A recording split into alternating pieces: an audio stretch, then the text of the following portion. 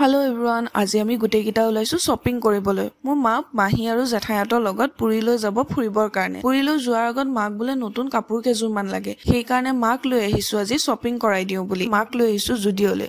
জুডিঅ'লৈ অহাৰ পিছত দুই বিয়নী কাণ্ড চাওকচোন। বহুত সময় চাই মাৰ কেইযোৰমান ড্ৰেছ পছন্দ হ'ল। সেই কাৰণে ট্ৰায়েল ৰুমলৈ লৈ আহিলো ট্ৰাই কৰিবলৈ। নতুন কাপোৰ পাই ফুৰ্তি চাওকচোন, ট্ৰায়েল ৰুমতে ডান্স কৰি আছে। জুডিঅ'ৰ কাপোৰবোৰ এফৰ্ডেবলো হয় আৰু কাপোৰৰ মেটেৰিয়েলটো বহুত কমফৰ্টেবল হয়। মই পিন্ধি থকা ফ্ৰকটো জুডিঅ'ৰ পৰাই লোৱা। জুডিঅ'ত সামাৰ কালেকচন ইমান ধুনীয়া ধুনীয়া আহিছে, আহিলেই কিনিব মন যায়। পুৰীলৈ যোৱাৰ আগত মাক এনেকে সৰু সুৰাকে কিবা অলপ শ্বপিং কৰাই দিব পৰাৰ কাৰণে আজি মনটো বহুত ভাল লাগিছে।